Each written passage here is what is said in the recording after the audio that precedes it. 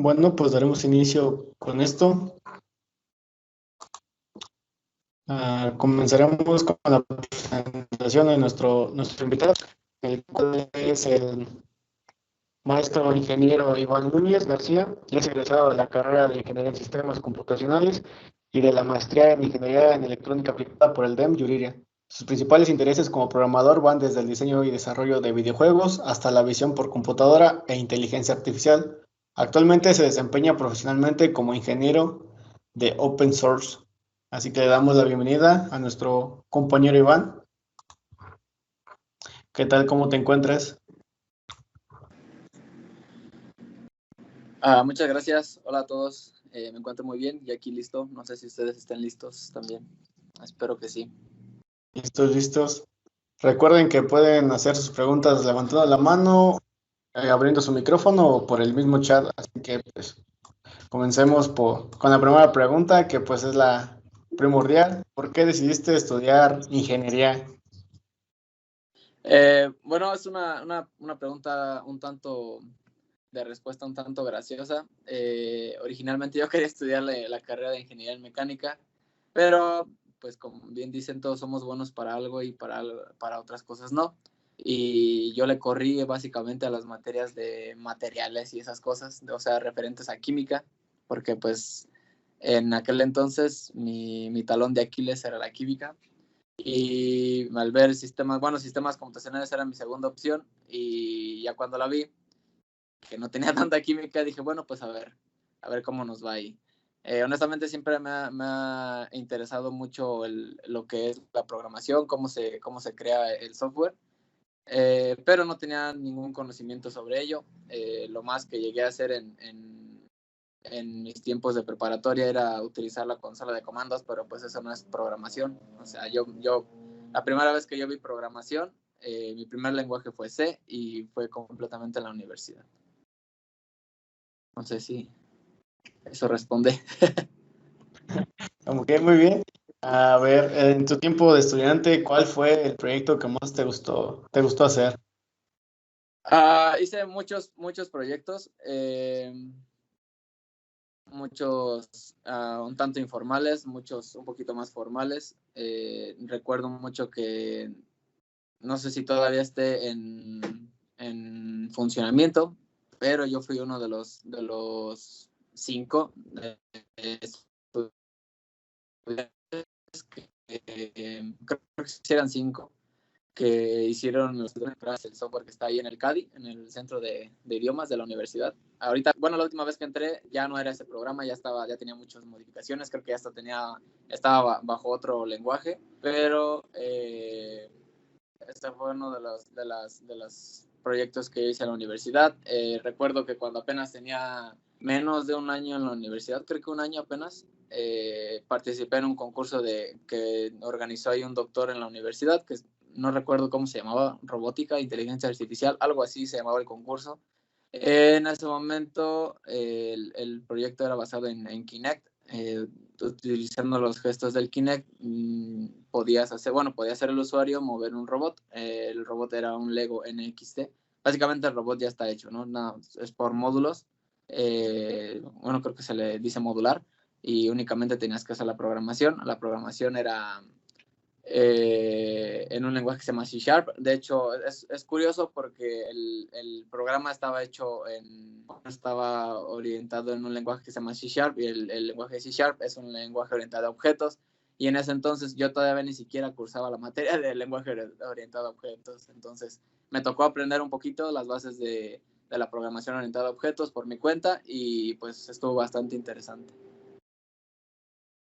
Muy bien, algo que me llamó la atención de tu presentación fue que decías que eres ingeniero en open source. Me gustaría saber Ajá. qué es eso o a qué se refiere eso.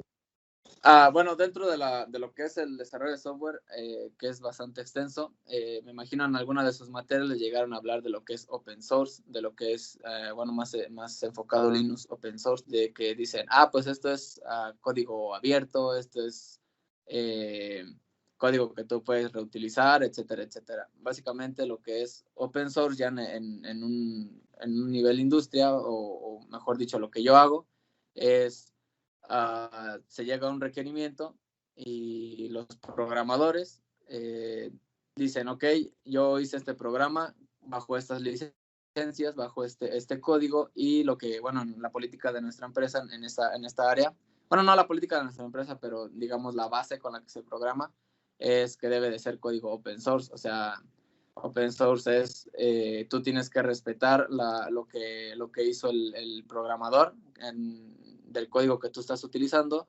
Por ejemplo, si la licencia dice, mientras no borres este código, no lo puedes alterar, o sí lo puedes alterar, o el texto de licencia que yo estoy poniendo arriba también lo tienes que respetar. Básicamente eso es lo que se conoce como open source. Más referente a mi área, que es el compliance, quiere decir Open Source Compliance.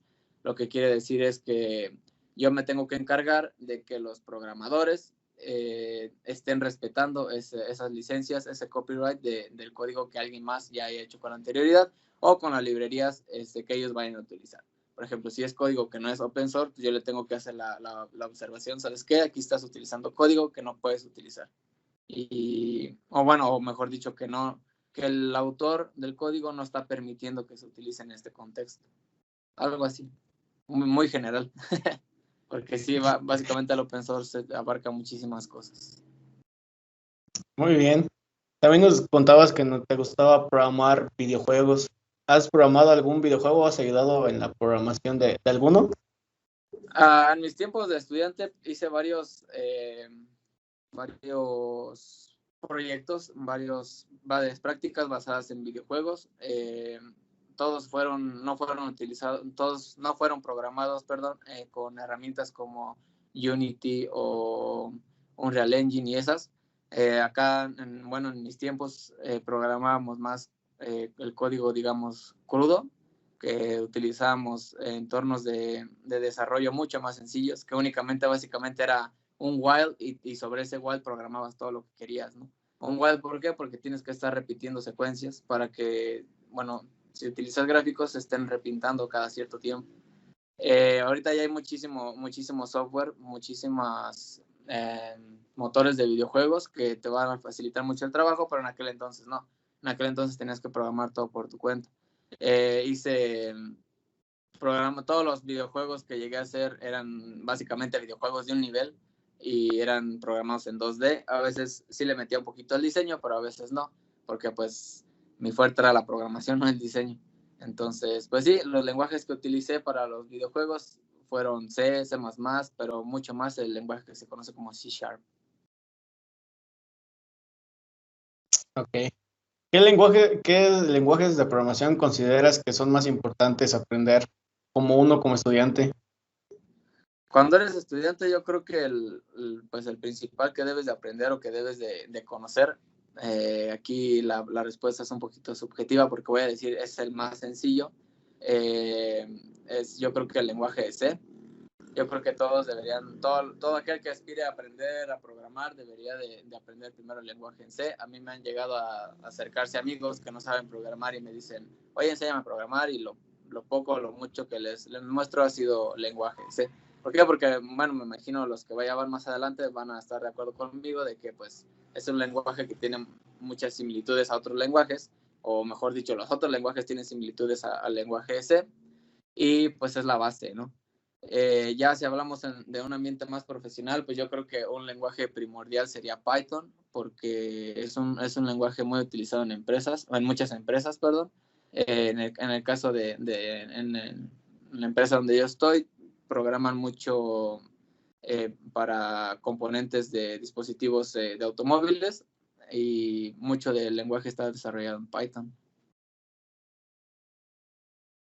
Obviamente ya si hablamos Muy bien. sobre software, pues también, ¿perdón? No, adelante. Ya si estamos hablando porque allá también se hace de desarrollo de aplicaciones móviles, pues también Android, iOS son las bases. Ok, nos decías que tu talón, ¿Dime? me lo decías que tu talón de Aquiles era la química. A ver, ¿qué otra materia te costó más trabajo aprobar? Como estudiante, Fíjate que curiosamente para mí fue más difícil entrar a la carrera que salir. Eso no quiere decir que para mí la carrera fue bastante sencilla, pero yo creo que las materias más difíciles fueron, yo creo, las del tronco común, yo creo como varios. Una de ellas fue, yo creo, cálculo 1. Me recuerdo mucho que la vez que la pasé éramos como 30 alumnos tal vez, y solamente la pasamos 2. Y yo creo que no es secreto, pero yo lo pasé en tercera oportunidad, entonces sí le batallé para poderlo aprender. Ya después que agarré, yo creo que mucho tenía que ver el ritmo del tipo de estudiante que eras en la preparatoria y en la universidad, porque obviamente hay un cambio. Yo creo que, no sé si aquí hay alguien que sea de nuevo ingreso, pero si ustedes recuerdan que van más adelante, sí fue una diferencia del estilo de vida que llevaban en la preparatoria con el estilo de vida que deben de llevar en la universidad. Y bueno, yo por un buen rato me estuve rehusando a cambiar mi estilo de vida, pero no puedes ir en contra de eso. Sí, En el cuanto a primer materias semestre ¿Dime? es el primer semestre es el que más nos cuesta a todos el cambiar la mentalidad de preparatoria a universidad. Sí, por supuesto. De hecho, bueno, algo que me gustaría contarles fue que cuando yo entré a la universidad, todavía estaban los trimestres, posteriormente pasamos a cuatrimestres y después pasamos a semestres, que me parece que es lo que se utiliza todavía. Cuando cambiamos a semestres, hubo una convalidación de materias porque hubo unas que se fueron y te las agregaron como creo que créditos complementarios o algo así, ya no recuerdo muy bien. Y algunas de las materias, no muchas, pero algunas de las materias que yo cursé, como seminario de MATLAB y esas, a mí no me las contaron como materias cursadas de mi carrera. Y igual yo también me distraje un poquito y no me di cuenta de que no me las estaban contando hasta que ya fue tarde, ya no las pude hacer que me las contaran. Pero yo me di cuenta de cuando yo llevaba 2 años de carrera, o sea, en tiempo cursado, yo realmente llevaba pasadas materias si las juntamos todas, como de un año. O sea, yo llevaba cursado un año de carrera en 2 años. Eso quiere decir que me iba atrasando bastante. Un factor fue porque toda mi generación se fue y yo me quedé yo solito, entonces me tocaba tomar materias con gente que iba más arriba, generaciones arriba y gente que iba generaciones abajo. También me atrasé un poquito por eso, pero igual también pues sí hubo materias en las que le batallé, como tú lo dijiste, el primer semestre es el más difícil, en mi caso fue yo creo el primer año.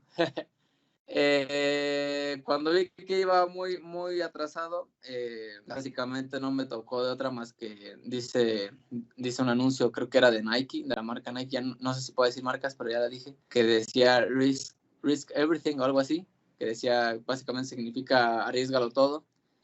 Bueno, yo abandoné ejercicio, abandoné pues relaciones sentimentales, bueno, no me concentré en eso, y básicamente mi día consistía en ir a la escuela, regresar, comer y a poner atención a las clases. En el primer semestre que comenzamos ya lo que era los periodos por semestres, aquí su servidor humildemente pudo cursar y pasar 8 materias en un semestre, y posteriormente hicieron veranos y tomé 2 materias en verano y también las pasé todas con buena calificación.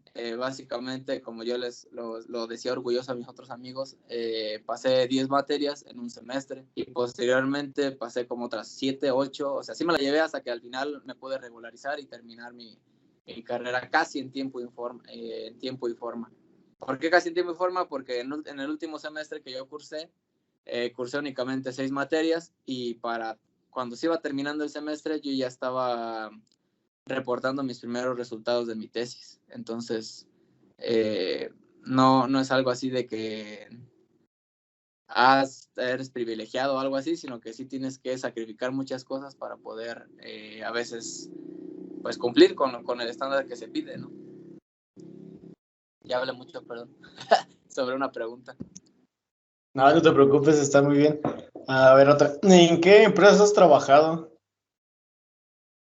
Cuando terminé, esa es buena pregunta, cuando terminé la carrera, me encontraba ya en vías de presentar mi tesis. Hubo una reunión en la universidad, ahí donde ustedes están, en la cual yo en mi imaginación pensé que era una reunión para como platicarnos de posibles vacantes de la universidad, porque el correo literalmente decía, ya te vas a graduar, te invitamos a esta reunión, pero no decía qué. Curiosamente, esa reunión nada más asistí yo y era una reunión para invitarte a entrar a la maestría. Para no hacerles la plática larga, terminé firmando y me hice todo el proceso de examen de admisión y demás, las entrevistas, y terminé entrando a la maestría. Después de la maestría, tuve la oportunidad de que me ofrecieran un trabajo como profesor de tiempo completo. Básicamente era cubrir una plaza para la misma universidad, pero en Salamanca. Y yo creo que ese fue, bueno, si tengo que decir cuál fue mi primer trabajo, fue ese mi primer trabajo, ser maestro. De hecho, aquí estoy viendo unas caras familiares de gente que le llega a dar clases. Bueno, ya no en Salamanca, sino aquí en Yuridia, porque posteriormente me regresé a Yuridia para seguir dando clases. Ahí di clases en general di clases para la carrera de artes digitales en Salamanca, ingeniería en sistemas computacionales en Yuriria y la maestría en administración de tecnologías ahí mismo en Yuriria. Después de eso, bueno, ya se terminó mi contrato y busqué suerte en la industria para no ser, bueno, pues un maestro, bueno, no quiero ofender a nadie, pero para no ser el típico maestro, ¿no? que se graduó, se puso a dar clases y nunca se fue a la industria. Aparte, me llamaba mucho la atención la industria desde que estaba a media carrera. Siempre dije, quiero ir a la industria porque quiero saber cómo es el ambiente, quiero saber si realmente dicen que en la industria vas a ver cosas que en la carrera nunca viste. Y bueno, por mi lado, mi área, que es el Open Source Compliance, créanme que no, esto no se ve nada en la universidad, me tocó aprenderlo a la par que me tocó pues empezar a trabajar.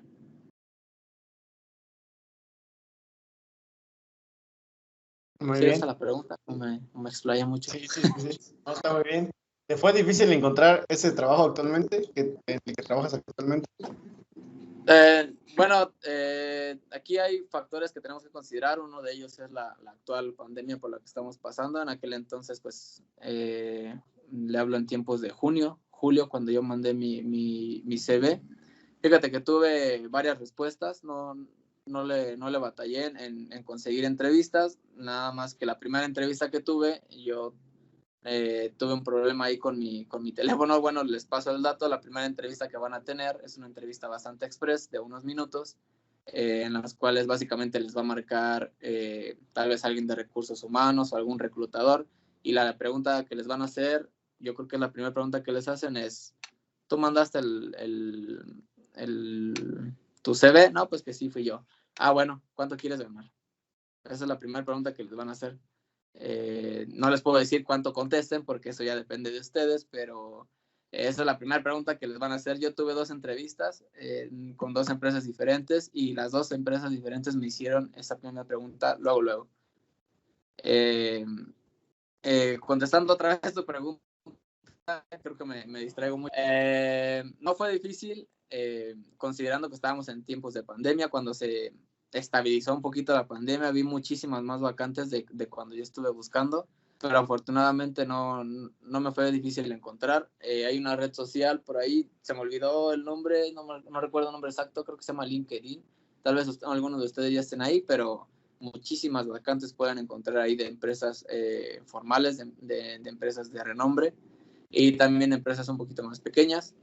Pero sí, yo tuve la suerte de encontrar una vacante en una empresa pues internacional y pues después de varios filtros logré ser seleccionado. Muy bien. Maite por el chat nos pregunta, ¿qué tan importante consideras que es el inglés en un trabajo? Esa es una muy buena pregunta, fíjense. Es súper importante porque yo tuve, ya no me acuerdo bien, pero tuve como en la empresa donde yo estoy ahorita, tuve 2 entrevistas. La primera de ellas fue, ya 2 entrevistas formales. La primera de ellas fue con 2 trabajadores de ahí, 2 ingenieros de ahí. Y la segunda de ellas fue con los jefes de digamos, el departamento. Bueno, mi jefe directo, el que iba a ser mi jefe directo, y el jefe de todo el edificio. Y otro chavo que también es bastante inteligente, es un máster. Y les comento que la entrevista empiezan platicándote bien relajados y en un momento a otro te dicen, ¿y si cambiamos a inglés? Ahora le va. Y hay veces que te hacen las mismas preguntas que te hicieron en español, pero ahora en inglés. Pero hay veces que de plano te hacen que tú literalmente platiques con ellos en inglés, ya sea de aspectos muy técnicos de lo que es programación, de lo que es el área donde quieres entrar, como aspectos personales tuyos, ¿no? Pues yo soy de tal lugar, tengo tantos años, etcétera, etcétera. Entonces, sí, yo pienso que es muy importante el inglés, básicamente. Yo creo que eso depende mucho a qué tipo de empresa le quieres apuntar. Tú, si es una empresa mexicana que tal vez no tiene mucha relación a nivel internacional, yo creo que tal vez no lo necesites tanto a nivel empresa, pero a nivel personal sí, porque al final de cuentas ustedes van a ser programadores y si ustedes recuerdan, pues la programación no se hace en español, se hace en inglés. Las funciones y demás que van a encontrar están en inglés. Poco realmente es la información que encuentran en español. Bueno, cuando yo era estudiante, todo estaba en inglés.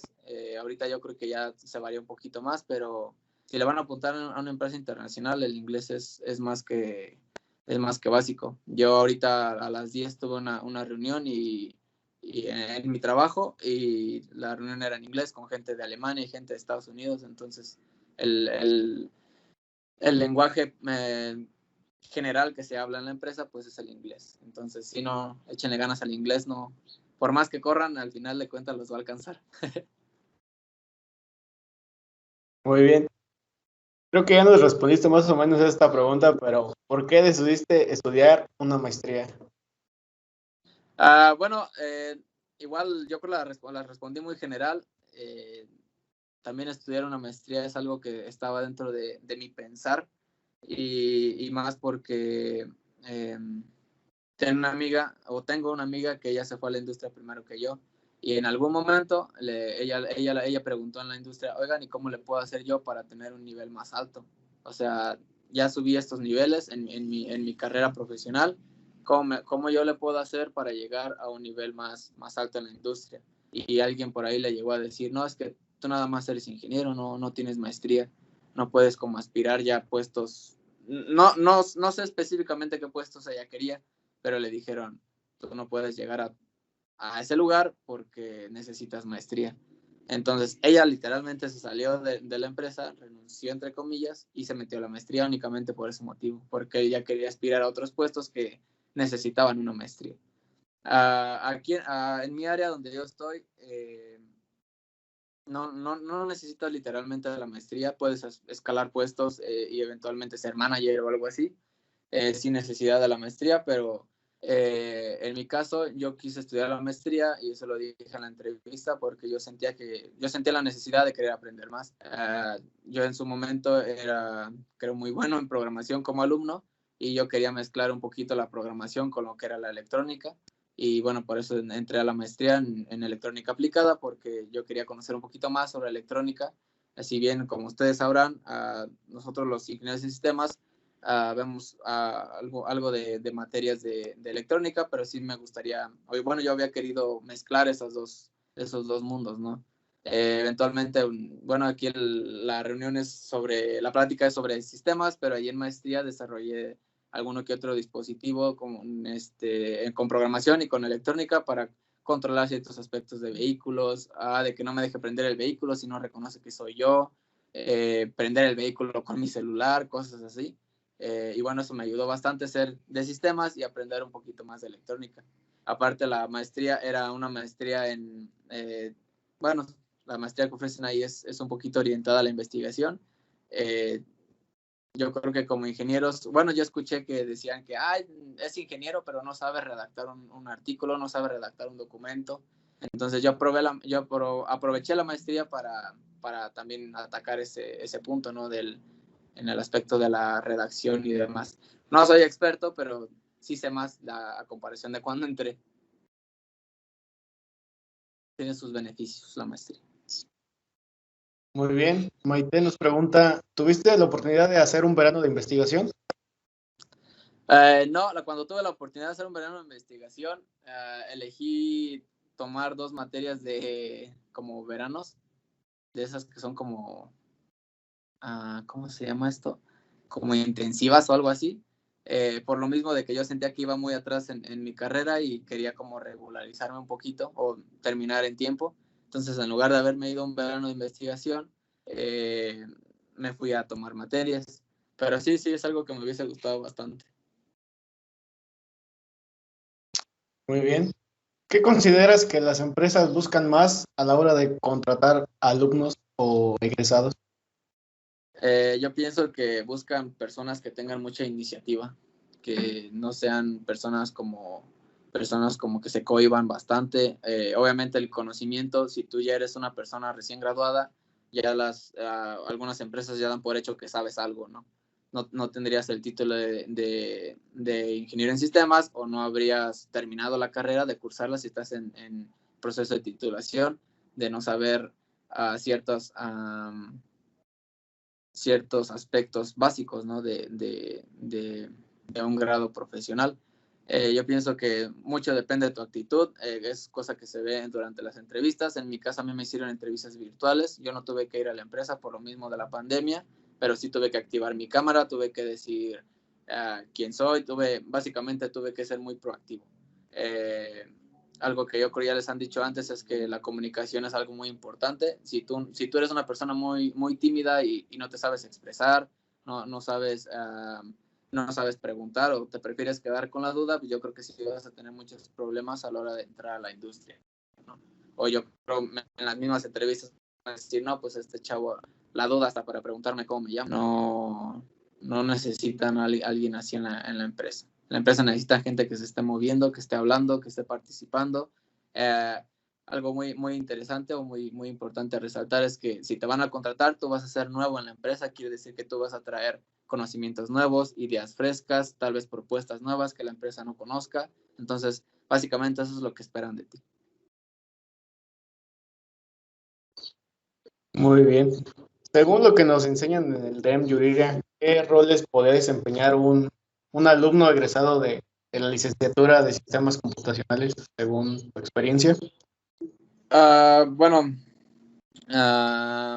muchos les digo, como mi generación nada más al final quedé yo, los estudiantes que estaban arriba de mí y los estudiantes que estaban abajo, que sé que están trabajando ahorita en la industria, muchos de ellos, bueno, algunos de ellos se dedican a lo que son desarrollo de base de datos, a lo que es el área de base de datos, desarrollo web y bueno, ahí recuerdo que nos dan bases de Android. Bueno, si no se las dieron, pídanlas, porque sí hay materias que son de Android.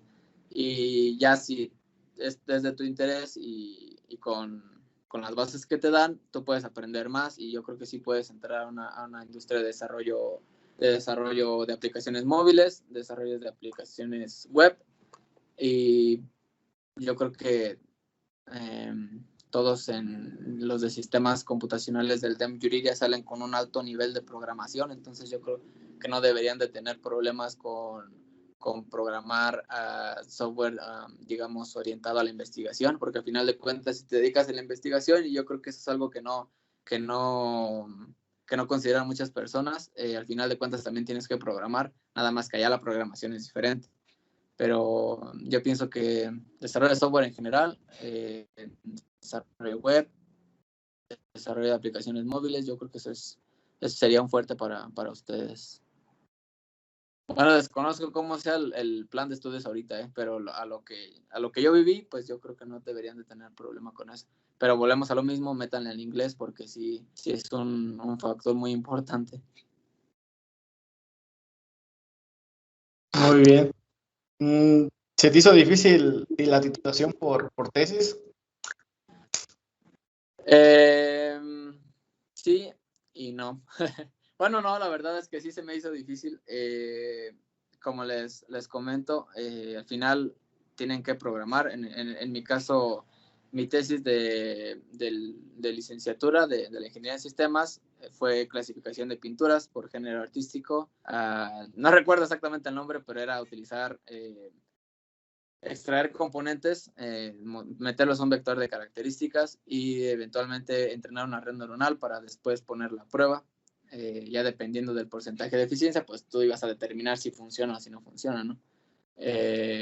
Fue mucha programación, me tocó programar una red neuronal por mi cuenta yo solo y con el propósito de yo estar seguro de mis resultados, lo comparé con MATLAB, entonces tuve que volver a programar todo en MATLAB y posteriormente lo tuve que programar en Python para utilizar un toolbox que tenía Python de redes neuronales y volverlo a comparar para ver que estaba todo bien. Sí es difícil, en el sentido de que te quita mucho tiempo, ¿no?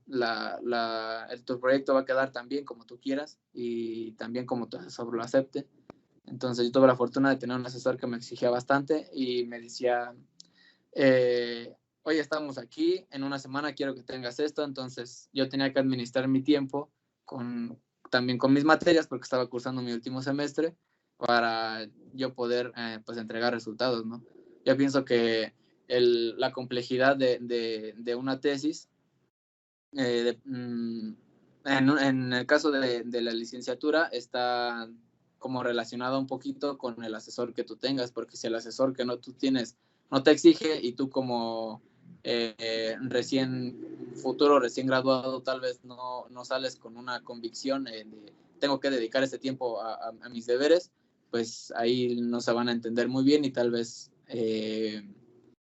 pues tardes más en titularte. Otro factor que yo vi, que le pasó a amigos míos, es que se graduaban, terminaban sus materias, les apareció una oportunidad de trabajo, se iban a trabajar y al mismo tiempo trabajaban y desarrollaban la tesis. Entonces, eso, quieras o no, te quita bastante tiempo porque en un trabajo pues tienes que cumplir con tus horarios, tienes que cumplir con tus asignaciones y en tus tiempos libres, básicamente tus tiempos libres vas a tener que estar trabajando en tu tesis. Entonces, pues me imagino que va a haber veces que no tengas muchas ganas de trabajar en tu tesis y porque sales cansado del trabajo y por eso te vas a ir batallando un poquito más. En mi caso, te digo, yo tuve la fortuna de tener una asesora que me exigía bastante y pues yo también le daba resultados que la mayor parte del tiempo ella esperaba. Entonces, sí fue un trabajo en equipo bastante agradable. Muy bien, ya que tuviste la experiencia también de dar clases y algunos tal vez nos queremos dedicar a dar clases también, ¿cuáles serán los pros y los contras de dedicarte a la docencia? A dedicarte a la docencia después de ser alumno, lo primero que vas a hacer es comprender al maestro en varios aspectos. Te va a tocar tal vez pagar una que otra que tú le hiciste a los maestros como estudiante, pero también es un trabajo muy gratificante. Yo pienso que es tanto una responsabilidad muy grande como un trabajo muy gratificante. Una responsabilidad muy grande porque si tú no haces bien tu trabajo, vas a estar mandando a futuros ingenieros a la industria y no van a estar dando el ancho. ¿Por qué? Porque tal vez su maestro de X materia no le enseñó lo suficiente o más que no enseñarle lo suficiente, yo creo no les enseñó las bases de cómo trabajar, ¿no? Yo no sé si alguno de ustedes, creo que sí les di clases a algunos de los que están aquí. Yo hacía mucho énfasis cuando di clases en que una cosa es aprender la sintaxis de programación, la sintaxis te la avientas en un ratito de cualquier lenguaje.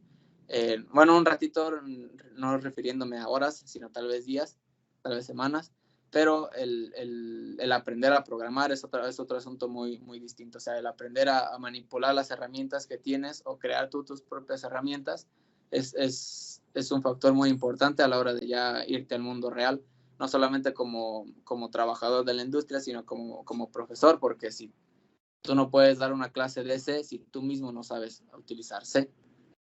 Entonces eso es ahí algo bastante interesante. Ahorita que me mencionaste de maestro, recuerdo mucho un comentario en las evaluaciones de maestros que me hicieron, no en Yuridia, creo que fue en Salamanca.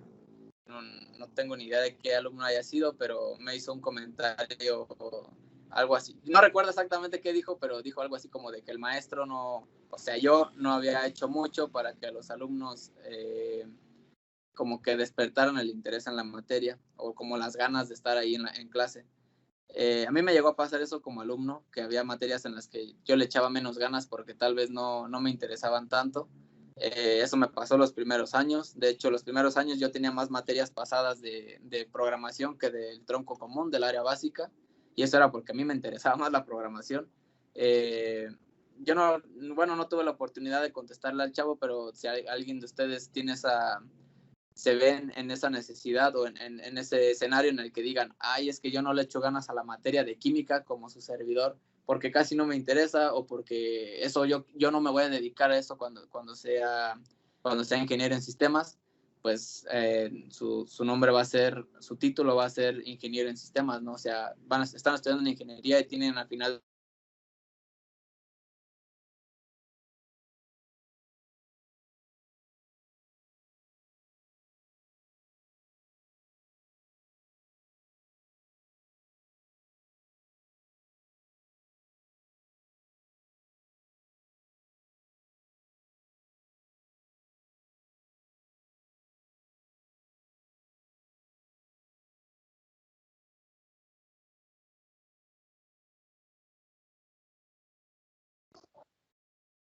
Bueno, se le cortó tal vez. Esperemos ver si tiene una reconexión.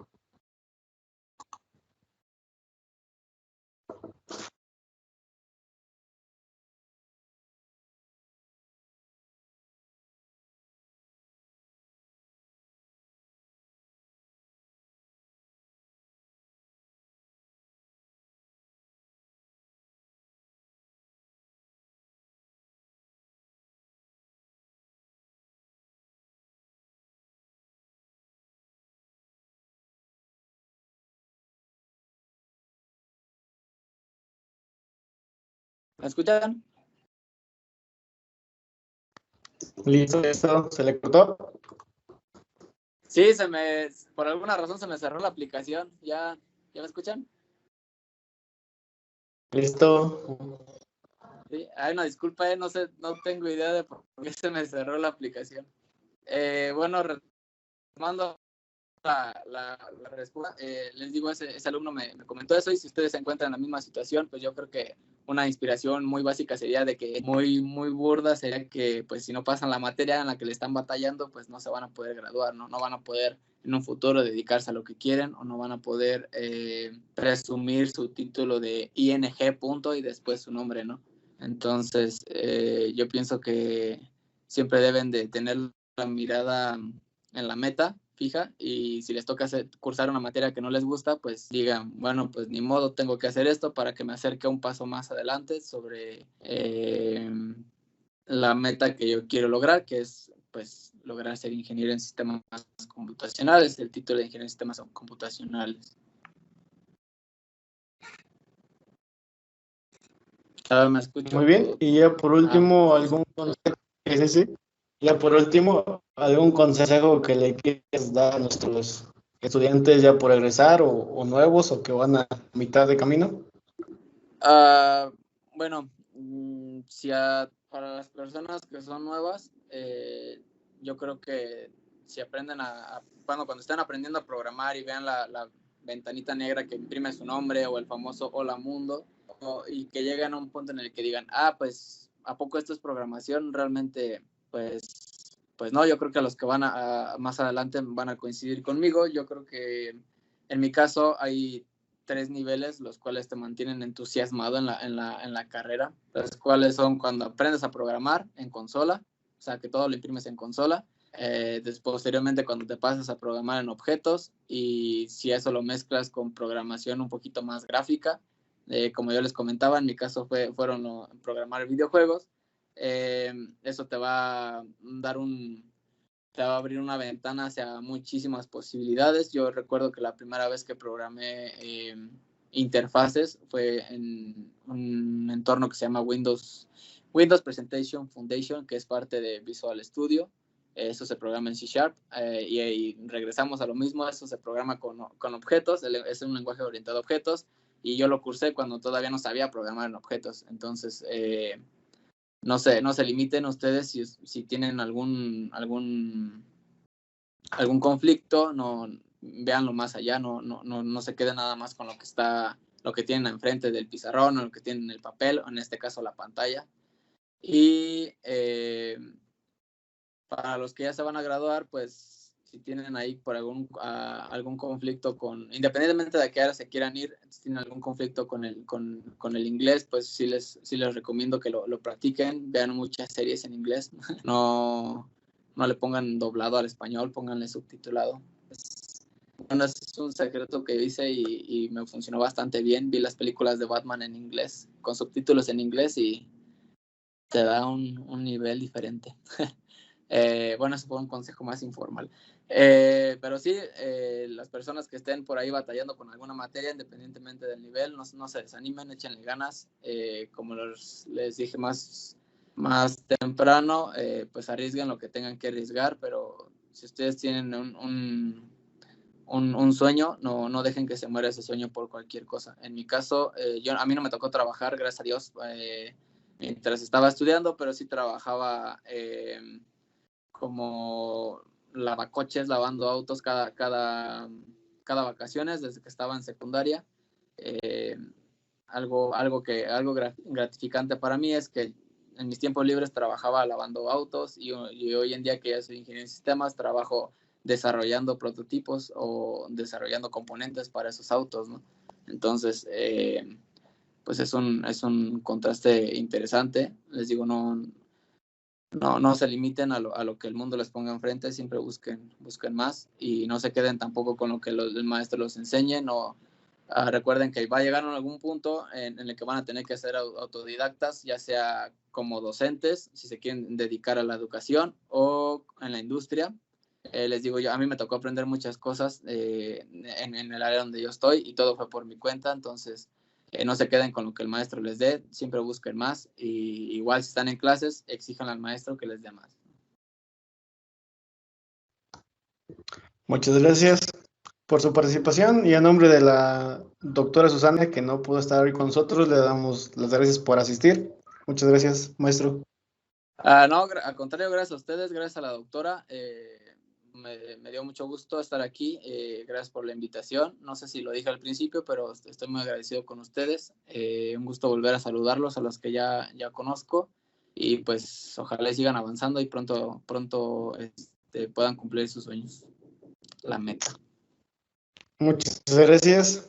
Les estaré pasando un link de un formulario para que se registren por el chat, así que y les doy gracias por asistir. Muchas gracias. Gracias a todos. Bye. Nos vemos. Gracias.